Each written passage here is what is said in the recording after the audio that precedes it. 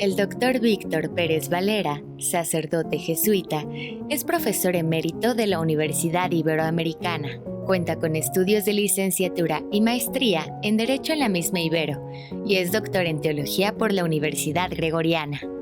Es miembro del Comité de Ética de la Barra Mexicana Colegio de Abogados, ponente en congresos nacionales e internacionales en temas de antropología religiosa y temas ético-jurídicos. Es autor de libros y artículos de opinión sobre tanatología, bioética, judaísmo y temas diversos de la línea humanista del derecho. Sus vastas publicaciones han tenido amplias repercusiones. 3 de sus libros fueron publicados en la editorial Oxford. Esto es Reflexiones sobre la vida y la muerte. En este programa, el padre Víctor abordará el tema del suicidio. Víctor, ¿qué tan frecuente es el suicidio en nuestra época? Fernando, es un fenómeno muy preocupante. Datos recientes de la Organización Mundial de la Salud revelan que cada año mueren por suicidio más personas que por enfermedades, incluso que por guerras. Bueno, esperamos que no haya ahora guerra en Ucrania, ¿no? Porque entonces ya no sería el dato tan exacto. Se suicidan cerca de 700,000 personas al año. El suicidio es la cuarta causa de muerte en la juventud entre 15 y 19 años. Más aún, entre 15 y 29 años podemos ampliar el espectro. La cifra anterior habría que multiplicarla por 3 para obtener el número aproximado de tentativas de suicidio. Esto nos provoca una pregunta. ¿Se puede hablar de una epidemia de suicidios? ¿Es el suicidio el más mortal de los pecados? Bueno, ante este panorama, tiene razón A. Álvarez, el autor del Dios salvaje, para mí un libro extraordinario sobre el suicidio, cuando afirmaba en 1971 que los católicos consideraban el suicidio el más mortal de los pecados. En cambio, la moral católica en este aspecto, en lo que va de la segunda mitad del siglo XX hasta nuestros días, ha experimentado un notable cambio. Para poder apreciar este enfoque, trazaremos en primer lugar un esbozo breve del pensamiento tradicional para luego exponer diversos aspectos filosóficos y teológicos de las nuevas tendencias de reflexión y comprensión en torno al suicidio. ¿Cuál es entonces la visión del suicidio en los escritores que son anteriores a la primera mitad del siglo XX? En los manuales clásicos de teología moral del siglo XIX y en la primera mitad del siglo XX encontramos un mismo esquema básico: la definición de suicidio, la división de este entre directo e indirecto y la afirmación de que primero debe haber una falta grave como base en los argumentos de Santo Tomás de Aquino. El suicidio sería contra el amor a sí mismo, contra el amor a la sociedad y contra el amor a Dios. Se ha hecho demasiado énfasis en el acto externo del suicidio, que era lo que calificaba la acción, y no se atendía tanto a las circunstancias que rodeaban el acto, y sobre todo a las intenciones y motivaciones de la voluntad del suicida. Ciertamente, se sabía que el suicidio era un acto complejo, que muchas veces provenía de una visión obnubilada y de una libertad disminuida. Se daba la impresión que los actos humanos concretos se juzgaban de un modo descarnado y frío. O sea que actualmente necesitamos una mayor comprensión del suicidio. ¿Y cuáles son sus realizaciones polimórficas? Así es. Urgía una nueva fundamentación y sobre todo una visión más positiva de la vida y del amor. La crítica constructiva sobre esta temática provenía de un filósofo, Lamberg, que pertenecía a la corriente filosófica personalista, y en 1942 publicó un célebre ensayo titulado El problema moral del suicidio. Lamberg reconoce el peso del imperativo moral, pero rechaza su valor absoluto. Piensa que el deber ético no se agota solo en la valoración de los actos humanos, sino en un más completo retorno al sujeto, en la comprensión de sus conflictos, de sus compromisos, de sus ideales y sus angustias, y también de sus limitaciones. Es necesario atender no a la letra del Antiguo Testamento, sino sobre todo al espíritu del Nuevo. ¿Cuál es ese espíritu del Nuevo Testamento? En esa época apareció en el campo evangélico una reflexión provocativa. Un pastor protestante alemán, Dietrich Bonhoeffer, en su Ética, plantea la posibilidad de un suicidio que no brote, como muchos, de la desesperación, sino de una reflexión serena y libre. Este tipo de suicidio sería la tentativa de conferir un último sentido a una vida que ha perdido su significación. Al principio de los años 60 encontramos en el campo católico una comprensión y una valoración crítica de los argumentos contra el suicidio. El filósofo Michele Federico Sciacca, en su libro Muerte e Inmortalidad, dedica casi un centenar de páginas al problema del suicidio. Víctor, ¿puede ser el suicidio una posibilidad de la existencia? Claro, Fernando. Conviene considerar el suicidio como posibilidad de cualquier existencia humana. Ningún ser humano puede estar seguro ante el vértigo de una fascinante tentación. Por eso, todo creyente debe afirmar sus valores con humildad y tratar de vivir con fe, y su fe no con miedo, sino, como decía Kierkegaard, con temor y temblor. No se puede tratar con desprecio al suicida, pues en este se presenta la paradoja de ser una cobardía que supone valor y una debilidad que exige firmeza. Es necesario más valor para vivir, por supuesto, que para morir. ¿El suicidio, según Sciacca, equivale al martirio? No exactamente. Aunque el suicidio y el martirio, el darse la muerte y el dar su vida, son dos posiciones contrarias, tienen más de un punto en común. Hay valores más grandes que la vida. La vida es un riesgo. Hay muchas cosas por las que vale la pena arriesgar la vida. Ahí donde existe un gran amor, donde hay arrojo y entrega, existen las posibilidades de sacrificar la vida. ¿Puede ser esto, en sentido profundo, la frase evangélica, el que pierde su vida la salvará? ¿Podría explicar más claramente este punto? Sí, cómo no.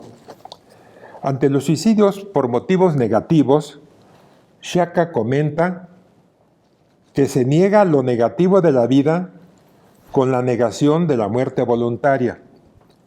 El desafío no es vivir toda la vida, sino existir bien, aun en las circunstancias en que la vida no es tan buena. En estos y otros casos se condena el hecho, no a la persona. En algunas circunstancias el hombre se siente en bancarrota como ser humano que consuma su quiebra en la muerte. Falta sin duda el valor positivo de la conversión, del arrepentimiento, pero las circunstancias negativas no son nunca un callejón sin salida. O sea que podría decirse que hay varios tipos de suicidio. ¿Sí? El suicidio, por puro prestigio, no por motivos patrióticos o de utilidad pública, es para el suicida una manera, con comillas, de humanizar la vida. Este suicidio tiene para Shaka rasgos de nobleza y grandeza, como todo lance de honor, pero también aspectos negativos de que algo externo, como el reconocimiento humano, no es un valor muy sólido. No es grande el que lucha y muere por su propia gloria, sino el que lo hace por la glorificación, quizá no reconocida, de un gran valor. El análisis que Shaka hace es denso y profundo. Consagra una página al suicidio metafísico. Distingue entre dos posiciones: la ética, que se refleja sobre todo en la filosofía estoica, y la ontológica, ejemplificada dramáticamente en Kirillov, en Los demonios de Dostoyevsky. El suicidio estoico aborda el problema de la libertad en sus raíces y en sus raíces más profundas. El estoico distingue entre las cosas que están en nuestro poder y las que no lo están. El darse la muerte no es solo una afirmación de la libertad, sino una liberación de la esclavitud debido a circunstancias particulares. Por ejemplo, veamos en la antigüedad, Catón está privado de vivir las libertades republicanas. En Lucrecia, no soportar el ultraje de su dignidad. En Aníbal, no permanecer toda su vida como esclavo de los romanos. No debes vivir en la necesidad, decía Séneca, porque para ti no existe ninguna necesidad de vivir. Y esto porque el hombre es juez y árbitro de su vida y de su muerte, y el mandato de la razón es: si no puedes liberarte de tus debilidades, libérate de la vida. O sea que existe verdaderamente una libertad en el suicidio. No, esta libertad es algo vacía, o si se prefiere, llena de angustia de su vacío, del poder de su complacida omnipotencia. De este modo resulta curioso que el suicidio se impone como una necesidad ante la imposibilidad de ser virtuoso, no como una muerte libre. Todavía de manera más radical, la actitud ontológica es la absolutización del hombre y de su libertad. El hombre en esta actitud tiende a realizar su autosuficiencia ante la imposibilidad. Es la expresión máxima del vértigo de la libertad, fascinada por un poder aniquilante. Kirillov se suicidó solo para afirmar su libertad. Esta actitud está emparentada con el superhombre de Nietzsche y con el hombre absurdo de Sartre. No es la libertad que quiere igualarse a Dios, sino la que quiere negarlo. Se pretende sobrepasar lo humano, reduciendo su humanidad a la negación con la muerte del hombre, y así se quiere proclamar la muerte de Dios. Shaka tiene la inquietud de discutir críticamente los argumentos de Tomás de Aquino y profundizar algunos de ellos y elaborar otros nuevos. ¿Cuáles son esos argumentos de Santo Tomás de Aquino? Santo Tomás de Aquino dice que el hombre debe respetar su vida por amor propio, por amor a la sociedad y por amor a Dios. Pero siguiendo el método de Tomás de Aquino, que se pone objeciones él mismo a cada pregunta que se hace, Shaka se va a poner objeciones a la objeción que pone Santo Tomás. Es muy interesante. No es que sea su pensamiento, ¿no? Sino es la aclaración. Shaka se pone este argumento en contra. Parece que el suicidio no solo es lícito, sino un bien. El suicida se priva del valor de la vida, pero renuncia a un bien relativo para evitar un mal mayor. Se priva de la vida para no cometer un acto contra el amor que se debe a sí mismo, y esto no es contra la ley natural, sino de acuerdo a ella. Otra paradoja en ocasiones es que muchas veces el suicida comete este acto teniendo fe y esperanza en el más allá, pero en su impaciencia por la espera se anticipa para acortar el camino que lo separa del objetivo de su vida. Sobre el segundo argumento de Tomás de Aquino, Sciacca señala que vivimos en una sociedad no solo imperfecta, sino bajo muchos aspectos injusta. ¿Qué derecho tiene una sociedad a condenar al que se sustrae a su esclavitud y a toda la miseria que ella impone o que tolera? Lejos de ser la muerte voluntaria una injuria a la sociedad, es esta la que injuria al individuo y lo empuja al suicidio, cuando, por ejemplo, lo hace con la muerte que llamamos muerte social, al declarar al hombre un ser inútil. En cambio, el último argumento de Santo Tomás para Sciacca tiene una validez irrefutable. El hombre no puede rechazar su pertenencia a Dios. Todo empieza por la persona, pero la persona no empieza por sí misma. Todo tiene su fin en ella, pero ella no puede juzgar su fin porque su verdadero fin es el amor a Dios.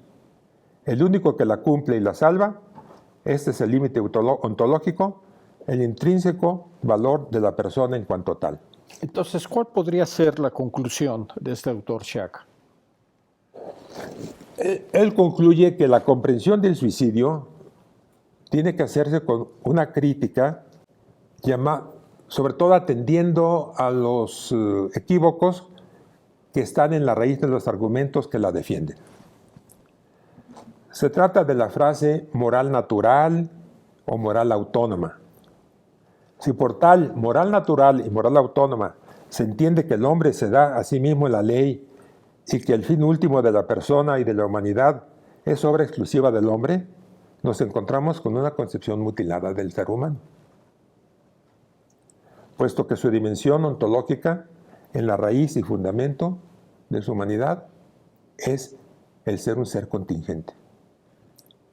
Así el suicidio va contra la naturaleza del ser humano, no porque contradiga su instinto de conservación, sino por fidelidad a su ser trascendente y a su vocación ultramundana. En este sentido es como debe entenderse el auténtico amor a sí mismo. Igualmente, el amor a la sociedad debe entenderse en el sentido más profundo de la solidaridad humana, el amor, comunión y participación con las personas que nos rodean y las que están próximas a nuestra existencia. Todavía más que el mismo martirio, probar que vale la pena vivir por algo es mayor reto el probar, no obstante todas las dificultades, que vale la pena vivir por alguien. Entendemos esos argumentos, pero entonces, ¿cuál es la enseñanza de la teología moral moderna? Al principio de los años 70 se publicó en Italia el Diccionario Enciclopédico de Moral Teológica, con la colaboración de 55 especialistas. La obra tuvo un éxito inmediato y se empezó a traducir incluso al alemán. El artículo sobre el suicidio lo escribió Leandro Rossi, que es coeditor de este diccionario. Al tratar de la responsabilidad del suicida, señala que se pasó de atribuirle una gran responsabilidad al extremo contrario, exculparlo totalmente, aduciendo determinismos internos, psicológicos y externos, sociológicos, o bien un determinismo complexivo de ambos factores. Con lo anterior, Rossi nos indica que el suicidio es un problema moral, pero señala que no le toca al moralista dictar veredictos de culpabilidad. ¿Estamos hablando de una responsabilidad social ante el suicidio? Al hablar de la responsabilidad social ante el suicidio, el discurso se hace más crítico y más profundo. La sociedad consumista no favorece el cultivo de valores que satisfacen las exigencias más profundas del ser humano. Una sociedad del bienestar y del confort es caldo de cultivo de las debilidades espirituales para propiciar el sucumbir ante los retos y las pruebas más duras de la vida. Para una vida humana son necesarios los bienes materiales, pero no son suficientes. El ser humano no puede vivir auténticamente sin los dones del espíritu. El suicida, más que necesitar a alguien que le ayude a suicidarse, necesita una presencia humana comprensiva y cariñosa que le ayude a vivir. Víctor, entonces estamos hablando de que existen varios tipos de suicidios en la teología moral. Sí, así es. No puedo enumerar todos, pero, por ejemplo, Antonio Hortelano, que es un gran moralista español, en su libro Problemas actuales de la moral, el tomo segundo, publicado en 1980, considera dos tipos clásicos de suicidio: el depresivo, que es el más frecuente, y el heroico, que a su vez se subdivide en defensivo, honorable, benéfico o contestatario.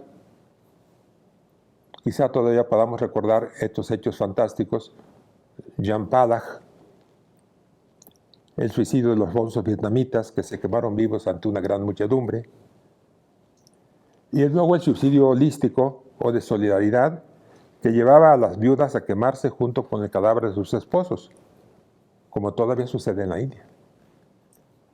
Hortelano, en una página, hace un apretado resumen del pensamiento occidental sobre el suicidio. Señala brevemente las aportaciones de Montaigne, Robert, Hume, Goethe, Darwin, Nietzsche, Sartre, Camus y Berdyaev. Todo esto afirma que se ha propiciado un cambio de mentalidad que impulsa a las iglesias y a los estados a juzgar al suicidio con mayor comprensión. Entonces, en esta época que estamos viviendo, la praxis cristiana, ¿cómo considera el suicidio? El tratamiento de este tema es todavía más penetrante en el segundo tomo de Praxis Cristiana, un excelente manual moderno de teología moral. Allí Javier Elizarri insinúa que el suicidio se presenta ordinariamente como fin de un proceso que se diluye a lo largo de la vida. Esto puede posibilitar de alguna manera su previsión y su prevención. Los análisis y explicaciones de una opción tan radical, tanto desde el punto de vista psicológico como del sociológico, sin restarles ninguna importancia, nos dejan todavía, sin embargo, sumergidos en una gran oscuridad, el misterio del ser humano. El enfoque moral lo trata Elizarri desde la vertiente subjetiva y desde la objetiva. En la primera destaca que ahora se conoce que detrás de un acto suicida o de su intento se esconden percepciones unilaterales de los valores provocados por un proceso selectivo condicionado, turbulencias emocionales que coartan la libertad y otros factores que disminuyen la responsabilidad. No se niega que puedan darse decisiones suicidas de mayor lucidez, como los suicidios altruistas, pero no se pronuncia sobre la licitud moral de estos suicidios. La moral, concluye Elizarri, no debe preocuparse mucho en indagar la responsabilidad moral de los suicidas, sí de un análisis personal, ya porque es muy difícil en cualquier ser humano, resulta más aleatorio en el suicidio. Hay que preocuparse sobre todo por las acciones preventivas. Tomar en serio cualquier manifestación de intención suicida. Prevenir dentro de lo posible las crisis psicológicas. Cultivar una sólida vivencia religiosa, no superficial. Y propiciar el acompañamiento y la inserción en la comunidad de la que hablaba Durkheim. Elizarri comenta 3 muy buenas razones de prioridades y preferencias. Son muy importantes. La autorrealización tiene prioridad sobre la autodestrucción. El suicidio corta radicalmente toda posibilidad de autorrealización. Las acciones revocables tienen prioridad sobre las no revocables. La libertad vivida por más tiempo y con mayor intensidad tiene preeminencia sobre la libertad suprimida prematuramente. Víctor, antes de llegar a las conclusiones de esta temática, ¿qué le puedes decir a los sobrevivientes del suicidio? A la pareja, a los padres, a los abuelos. O sea, hay un sentimiento de culpabilidad. No hice lo necesario para evitar el suicidio de mi ser cercano. Bueno, eso es raro encontrar en español el libro de A. Álvarez, que él se llama Un suicida frustrado. Y sin embargo, el libro es inglés, ¿no? Supongo que, acuérdate que dije al principio que él consideraba que los católicos creían que el suicidio era el más mortal de los pecados. Él mismo va a decir una frase en que le va a quitar esta calificación tan dura, ¿no? Y lo que hemos tratado de explicar nos lleva a una comprensión más amplia, más humana. Y por lo tanto, ni juzgar al suicida, ni tampoco condenarnos nosotros mismos. Siempre cualquier acto tan radical como este lleva a la autorreflexión, al autoanálisis, a la autocrítica. Pero no debe llenarnos de esa angustia que quizá fue la que llevó al suicidio a la persona que hablábamos. A pesar de que en algunas ocasiones la religión ha mantenido posiciones inflexibles, también la religión ha sabido ser un elemento terapéutico. El autor de El Dios salvaje, A. Álvarez, dice esta frase: la única solución concebible para el suicidio es la ayuda por parte de los samaritanos, del sacerdote o de alguno de esos médicos, que son muy pocos, que tienen la inclinación, además del tiempo necesario, para escuchar. La escucha. Es algo muy importante. El gran reto de la sociedad civil, y como dicen los alemanes, de la comunidad de los creyentes, es el esforzarse por crear una sociedad menos materialista, más humana, más justa y más fraterna.